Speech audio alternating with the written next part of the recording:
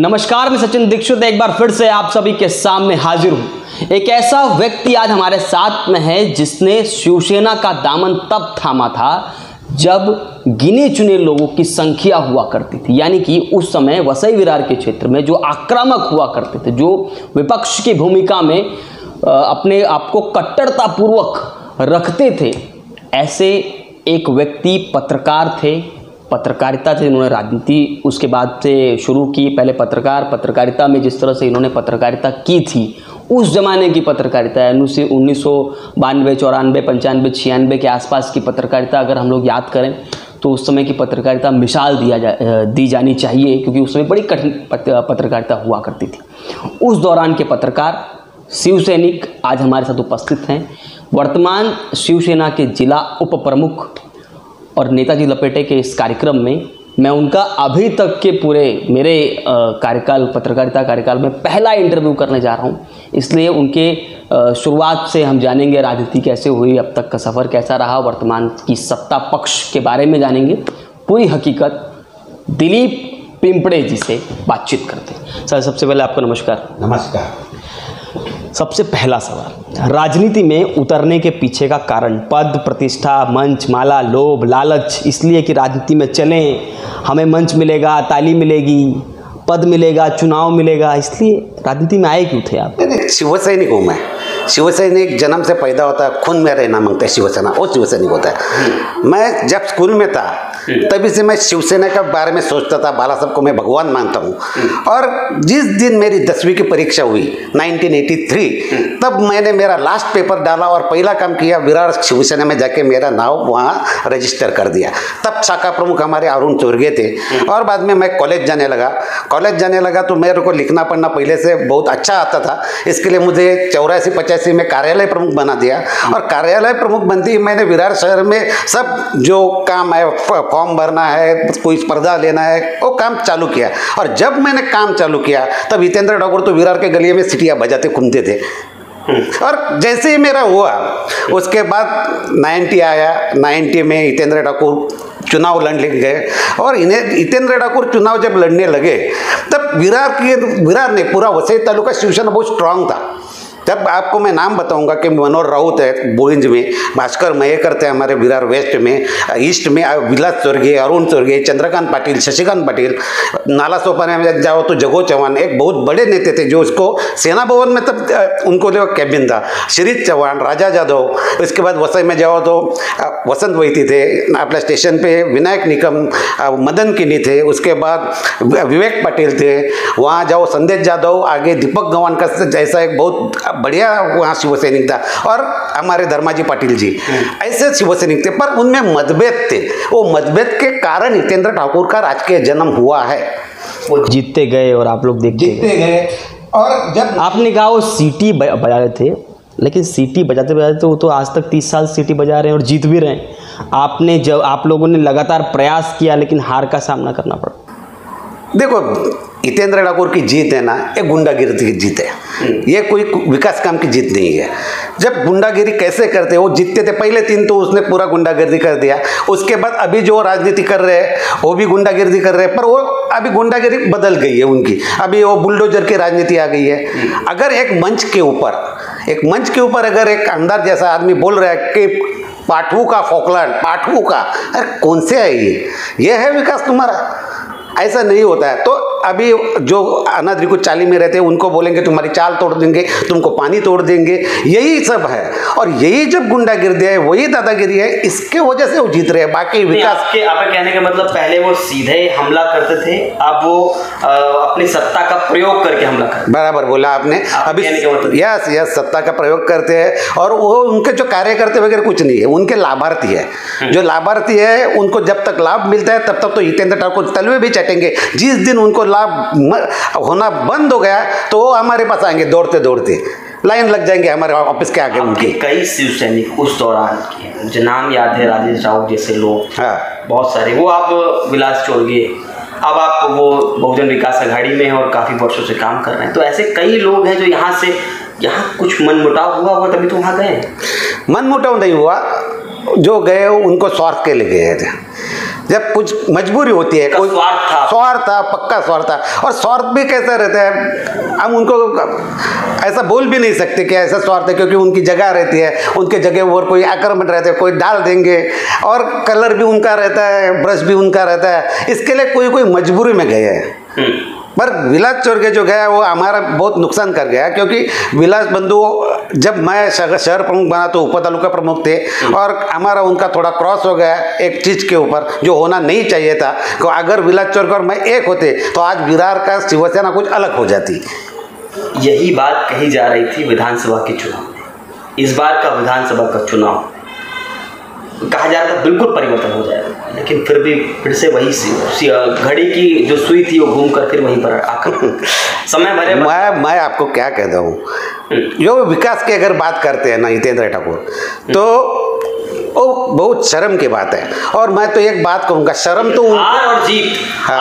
आप उन्होंने विकास नहीं किया, आप कह रहे हैं वो गुंडागर्दी करते हैं, लेकिन जीत तो जाते हैं ना। जीतना, जनप्रतिनिधि को मत मिला मतलब जनता खुश है, बात खत्म। कैसे आप कह सकते हो? जनता ने मत दिया तो पर जनता ने किस हालत में मत दिया वो तो देखना चाहिए ना। जनता अगर डर से मत देती है, नीले गांव की घटना ने बड़ा असर किया, बहुत बड़ा असर किया, और उनका वो काम ही है। अभी अगर बार बार वही मैं बोलने जाऊँ तो बात गलत है, क्योंकि हर इलेक्शन में वो गुंडागिरी करते ही है। आज भी किया, अपना खासदार के इलेक्शन में किया, उसके पहले भी किया, विवेक पंडित पे भी हमला किया। कितना नाम गिनाओ, कितना मतलब 2014 में तो आपका नाम हो गया था कि विधानसभा की टिकट आपको मिलने वाली, तो मिल जाती तो जीत जाते। हुआ ऐसा था क्या, 2014 में मेरे को हमारे जो वरिष्ठ नेता है उनने बोला था हमें, क्या आप ये टाइम आपको हम लोग इलेक्शन को आप तैयारी करो। तो मैंने भी तैयारी की थी, बहुत अच्छी तरह से तैयारी की थी। उद्धव साहब से भी बात हुई, मिलिंद नार्वेकर से भी बात हुई थी, तो वो बात हुई, पर अंत में मुझे सीट नहीं मिली। इसके लिए मैं नाराज़ नहीं हुआ। दूसरे ही दिन मैं श्री चौहान के साथ तन मन धन से खड़ा हुआ। आप हमेशा एक पक्ष के खिलाफ पूरी भाषा का प्रयोग करे थे। आप कभी कभी भाषा का नियंत्रण, जो आपको लगता है कि नहीं बोलना है तो बस बोलना है, आपको खिलाफत करनी है तो खिलाफत करनी है, आपने ठीक से खिलाफत की, डर नहीं लगता? आप कहते हैं सामने वाला गुंडागर्दी करता है तो आपको डरना चाहिए। मैं क्या बोला, अभी तो डर कुछ भी नहीं है यहाँ। जब हितेंद्र ठाकुर जब फुल फॉर्म में था 90 में, जिसने जो सही गुंडागिर्दी की उस टाइम पे जो गिने चुने शिवसैनिक थे उसमें मैं एक खड़ा था, और उसका मुझे अभिमान है। और डर उस टाइम भी हमको डर दिया ना, मैं क्या बोला उनको, मार डालो हमको, ज़्यादा से ज़्यादा क्या होगा, मार ही डालेंगे ना। पर अगर तुम्हारे पास अगर मरने का डर निकल जाता है ना, तो तुम किसी के बाप से नहीं डरते। आज मैं भी किसी से नहीं डरता हूँ। मैं मेरे स्वार्थ के लिए कुछ नहीं करता हूँ। मैं जो करता हूँ वो लोगों की भलाई के लिए करता हूँ। मैं आज तक जितने भी आंदोलन किए, जितने भी किए, आज मैं 15 साल से मैं शिवसेना का मैं गिन नहीं सकते। आप अगर देखो, बोलता हूँ मैं देखो, विरार में जब हितेंद्र ठाकुर के घर पे उकर पे मैं मोर्चा लेके जाने वाला आदमी हूँ।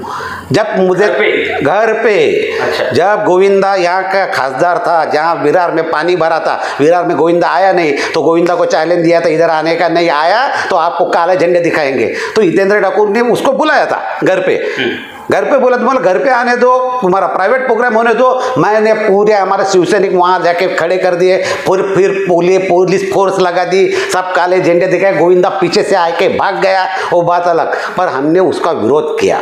उसके बाद यहाँ जब पानी भरा था फुलबाड़ा में, यहाँ का जो तलाठी था उसने कुछ अपना किया नहीं सर्वे बराबर, तो वहाँ जाके उसको काला लगा कि उसको मारा। उसके बाद भी बताता हूँ, यहाँ भटके कुत्रा जो रहते हैं ना, कुतरे, उसके ऊपर नसबंदी में भी ये पैसा खाते हैं। यानी बात खाने का भी एक लिमिट रहता है, वो भी छोड़ दिया उन लोगों ने। तो भटके कुतरे हमने महापालिका में आयुक्तों के केबिन पे छोड़ दिए थे। उसे और बताता हूँ मैं, जब अपना जो पानी आता है अपने को जहाँ मासवंड से जो आके यहाँ, तो यहाँ जो फिल्ट्रेशन प्लांट है, वो फिल्ट्रेशन प्लांट में मैंने यानी वहाँ गया था, खुद जाके मैंने देखा तो वहाँ कोई भी इंजीनियर नहीं था, कोई आदमी नहीं था। वो दारू की बोतल रखी थी और उसका पानी का सैंपल भी टेस्ट करवा, वो गलत निकला था। तो उसके ऊपर वो माचेवाड़ साहब था, माचेवाड़ साहब के पास गया, माचेवाड़ साहब को हमने गाजर का हार पहना, उसको जो करना था करा, पर किया जो किया वो ठग से किया। वो बोर्डे साहब थे, बोर्डे साहब के साथ तो हमारा इतना झगड़ा हुआ था बहुत बार। एक बार तो हमारे एक झंडा लगाया था, अभी एक भगवा झंडा आदमी को कितना जाना मांगता है, वो झंडा निकाला लाखों की, यहाँ अनाज बिल्डिंग पे वो देखता नहीं था, तो हमको नहीं गुस्सा आएगा। गए हम लोग उसको पकड़ा, वार किया और हमने गया वहाँ जाके उसके हाथ में चूड़िया पहनाया और वहाँ झंडा उसके सामने लगाया। ऐसे कितने बोलो, यहाँ एक बार तो अपना विरार में लाइट नहीं था, हितेंद्र ठाकुर अभी बोलता है कि बिल मत भरो, पर तब कुछ नहीं भरा था। जब यहाँ बिल जब लाइट नहीं आता था तो सब फ्रिज में कोई सामान नहीं रहता था, तो भाजी सब खराब हो गई थी, तो 3 दिन लाइट नहीं थी, तो हम लोग गया उसके ऊपर, उसको बाहर निकाला इंजीनियर को, उसके सामने पूरा भाजी डाल दिया, आंख पे ऊपर दूध भी डाल दिया। ऐसा और लगता नहीं आप लोग बड़ा हिंसावादी आंदोलन कर रहे हैं? अरे लातों को भूत बातों से नहीं मानते, ये इतने नालायक है, इतने निर्लज्ज है, इतने हरामखोर अधिकारी इधर लाके बैठे हैं इन लोगों ने, उनको कुछ नहीं पड़ा, उनको खाली हितेंद्र ठाकुर की गुलामी करना है। बस गुलाम है, गुलाम भी साला एक वर्ड उससे मेरे को याद नहीं आ रहा है, पर वो सही में लायक के नहीं है। ऐसे अधिकारी थे, अभी के अधिकारी उसके बारे में अच्छे बोलते हो, पर वो लोखंडे साहब थे तो उसका तो मैं मैयत निकाला था हमारे खिलाफ, तो उसने फिर आपके पार्टी के एक पुराने शिवसैनिक हैं और अभी भी हैं, उन्होंने तो कहा कि प्रशासन यहाँ है ही नहीं, यहाँ तो लोकतंत्र है ही नहीं, यहाँ तो कानून किसी और का चलता है। अभी की जो प्रशासन है उस पर भी आरोप लगाया था। मिलिंद खानोलकर का मैं नाम लेके बता रहा हूँ। देखो उन्होंने सीधे तौर पे कहा कि ये प्रशासन जो इस समय चल रही है वो भी उस तरह नहीं चल रही है, वो बिल्कुल एक व्यक्ति के हाथ में के हिसाब से चलती है, इस तरह का तो उन्होंने आरोप लगाया। आप कह रहे हैं कि नहीं अभी की प्रशासन ठीक है? प्रशासन अभी तक कोविड का जो सामना हुआ, मैं इसके लिए आपको कहता हूँ कि आज तक 4 साल तक यहाँ हॉस्पिटल बना नहीं, यहाँ एक खाली स्ट्रक्चर बना हुआ था, वो 4 साल तक वैसे ही पड़ा था, कुछ ट्रोमा सेंटर कुछ सेंटर निकालने वाला था, पर किया कुछ नहीं था। पर यह आयुक्त आया तो यहाँ हॉस्पिटल बना दिया, वो तो आपको दिखता है। ये अगर बात है तो ऐसे कोई डिसीजन ले रहे तो हमें अच्छा लगता है। अभी तक हमको अगर खानोलकर जी को कुछ उनको आया होगा अनुभव तो उनकी बात है। पालिका को देखते हुए जो पीछे 5 साल बीते हैं, क्योंकि चुनाव नजदीक है, सवाल कर ही लेते हैं आपसे, ये जो 5 साल बीते हैं इसमें क्या लगता है महानगर पालिका ने नगर सेवकों के साथ में मिलकर, या नगर सेवक और प्रशासन इन दोनों ने मिलकर जनता के लिए काम किया, ऐसा लगता है? देखो, विकास तो कोई छुपाने वाली बात है नहीं, विकास तो दिखता है। मुझे एक बात नहीं आती, जो विकास बोलते हैं ना, तो वो जो देखो शर्म तो उनको आती है जो शर्म से शर्माते हैं। ये तो इतने बेशर्म है कि शर्म भी इनसे शर्माती है, इतने बेशर्म लोग हैं। उसका कारण क्या है? कारण ऐसा है, देखो विकास कोई, मैं एक बात बोलूं, मैं भी बहुत घुमा हूं, आप भी घूमे, कोई भी जगह हो, कोई भी गांव हो, कोई भी शहर हो, अपने से कुछ बोलता है। अगर आप किसी भी गांव में जाओ, किसी भी शहर में जाओ, बैनर लगा दिए इसने, अरे छोड़ो ना, मैं राशन बांटा, उन्होंने को हर जगह सैनिटाइजर करने के लिए एक मशीन मंगा ली थी, हालांकि इन दिनों मशीन दिख नहीं रही है। मैं एक बात पहला बोलता हूँ, अगर मेरे को एक बात बोलो, कोई भी गांव में अपन जाएंगे, कोई भी शहर में जाएगा, कोई बाहर एक अच्छा सा अपना गांव में अपना स्वागत करता है, ऐसा बोर्ड मिलेगा, अच्छे रोड रहेंगे, अच्छे फुटपाथ रहेंगे, सब क्लीन रहेगा, अच्छा वाहतुक बेट रहेंगे, वहाँ उनकी संस्कृति दिखाते वैसे कोई अपना स्टैचू रहेंगे, कुछ अपना जो बोर्ड रहते साइन बोर्ड वो रहेंगे, अच्छे सिग्नल रहेंगे, हॉस्पिटल दिखेंगे आपको, कोर्ट दिखेंगे। अगर वो दिक्कत तो अपने को दिल में लगता है यस ये कुछ गांव है, ये कुछ अच्छा है। यहाँ अपन वहाँ जानते नहीं कौन नगर सेवक है, कौन आमदार है, कौन खासदार है, कौन शासन है, कौन प्रशासन है, पर अपन दिन से बोलते हैं क्या शहर बना अपना। देखो अपना 4 एंट्री पॉइंट है, विरार, नाला सोपारा, अपना सतिवली, वसई फटा। यहाँ से अगर एंट्री मारी तो पहले साले खड्डे में गिरेंगे ना, और उसके बाद खड्डे पे खड्डे, धक्के पे धक्के लगते हैं। अरे काहे का कितना अच्छा शहर था, कैसा कर दिया उन लोगों ने, 30 साल में इतना बर्बादी कर दिया शहर की, और विकास का बात करेंगे। मेरे साथ चैलेंज है आपको, 5 बजे यहाँ आके विरार फाटा अपना साईनाथ नगर के नाके पे खड़ा रहना, हर 5 मिनट में एक 10,000 लीटर का टैंकर यहाँ से गुजरता है। फिर कहाँ गया पानी? वो ड्रिंकिंग वाटर के जो कंपनी है ना, 200-250 कंपनी हो गई है, वो कहाँ जाता है? वो सब पानी विरार में ही आता है ना, वसई तालुका में ही जाता है ना। फिर आज उसको और बड़े बैनर लगाए थे बीच में कि अगर 3 महीने में पानी नहीं दिया तो मैं इस्तीफा दे दूंगा। कहाँ गया वो? विकाया का विकास ना, तुम पानी ला सकते हैं, सड़कें कहाँ है, कौन सा सड़क एक अच्छा है तो यहाँ से आप जा सकते हैं, कौन सा आप ट्रैफिक, एक रास्ता बताओ मेरे को जो अच्छा है, एक काम बताओ जो घर दिखा है जो विरार कर को अच्छा लगे, और एक कर भी नहीं सकते क्योंकि विकास आराखड़ा जो था उसमें जो जगह थी, जो गार्डन बनाने की, जो हॉस्पिटल बनाने की, जो स्कूल बनाने की, वो उन चोरों ने खा दिए। वहाँ अभी वो जो जगह थी विकास आराखड़े की, वो उन लोगों ने उसके ऊपर कंस्ट्रक्शन बांध दिया। अब कहाँ से विकास करेंगे? बात तो सही है, कई सारे पुलिस स्टेशन भी गटर के ऊपर बने, गटर पे बात तो आपकी ये भी सही है, लेकिन क्या आपको लगता नहीं है कि विकास की जो आपने गंगा बताई है इस समय, वो इस समय की यहाँ की तो इस समय अपवित्र लग रही है, लेकिन विकास नहीं किया, काम नहीं किया, गुंडागर्दी है, अव्यवस्थाएं हैं, लेकिन जीत जाते हैं फिर से अभी नहीं आएंगे। अभी लोग जाग चुके हैं। देखो जिस आदमी का डर है ना, डर के आगे जीते, मैं कहता हूँ। आज देखा आपने फुलपाड़ा में 3000 लोग उतर गए ना रास्ते के ऊपर, ये शुरुआत है, उल्टी गिनती उनकी चालू हुई है। गए 4-5 साल से उल्टी गिनती चालू है। लोग जाग रहे हैं, लोग आ रहे हैं बाहर, बोल रहे हैं अभी उनके खिलाफ, लोगों में से डर निकल रहा है। डर से आप थोड़े दिन राज कर सकते हैं, सदा सर्वदा नहीं राज कर सकते। अभी लोग निकलेंगे बाहर। 20 वर्ष बहुत होता है, बहुत हुआ, उनका एक नसीब था जो हुआ, क्योंकि जब अभी देखो अभी सब में उनका खत्म हो जाता था ये राज, अगर भाजपा ने अगर यहाँ अभी गद्दारी क्या नहीं होती। क्या आपको लगता नहीं विपक्ष में मतभेदों को एक ही नहीं होता है तो फिर लड़ेगा कैसे? आप विपक्ष ही आपस में लड़ा सकता है, वही तो दुर्दैव है। और जिस दिन सब विपक्ष एक हो गए थे तो हितेंद्र ठाकुर हारा था, फॉर्म भी नहीं भरा था 2009 में, विवेक पंडित जीत के आए थे। हो सकता है सब, हुआ नहीं ऐसा नहीं है। विवेक पंडित ने इसी यहाँ में जीत के आए थे ना, किसी को लगा था वाघोली प्रकरण हो जाएंगे, नहीं हुआ ना। यही वसई तालुके जनता ने किया ना, तो यही वसई तालुके जनता अभी इनको हराएंगे, इतना याद रखो। चलिए मान लेते हैं इस महानगर पालिका के चुनाव में आपके प्रमुख, आप लोग जिस तरह से माहौल है, अब अभी देखो जितेंद्र खाड़े ने आपका पद छोड़ दिया विभाग प्रमुख का, आपके शिवसैनिक नाराज हो रहे हैं, बाहर जा रहे हैं, अंदर आ रहे हैं। इस हालात में आप कह रहे हो महानगर पालिका का चुनाव होगा, आप जीत सकते हो? ये देखो आप जितेंद्र खाड़ी की बात करते हो और बात बराबर। देखो जो शिवसैनिक है ना, जो जिस दिन शिवसैनिक बनता है वो भगवा झंडा हाथ में लेता है, और जिस दिन मरता है तब भगवे कफन में जाता है। इसके बीच में कोई पार्टी का रंग अपने ऊपर उड़ा के नहीं लेता ना, वो कट्टर शिवसैनिक रहता है, वो निष्ठावान शिवसैनिक रहता है। अगर कोई शिवसैनिक आपको बताएगा कि अगर मुझे ये नहीं मिला तो मैं ये पार्टी में जाऊंगा, तो उसको निष्ठा पे मैं भरोसा नहीं रखता हूँ। तो ऐसे थोड़ा शिवसैनिक है। देखो मुझे भी लगता है कोई बात मुझे भी बुरी लगती है, और जब बुरी लगती है तब आदमी ने सोचना चाहिए। मैं हर शिवसैनिक को बोलूँगा कि मैं सही हूँ, इतना मानना ठीक है, पर मैं ही सही हूँ ये बात गलत होती है। मैं आपको इशारों में सवाल पूछता हूँ, नाम नहीं लूँगा। एक आपके ही पार्टी के बड़े नेता क्षेत्रीय, मैंने एक इंटरव्यू किया था पंचायत चुनाव के दौरान, उसमें आरोप लगा था कि वे आपकी अपोजिशन पार्टी के लिए काम करते हैं। ऐसा आरोप आपके ही पार्टी के एक पूर्व शाखा प्रमुख ने लगाया था।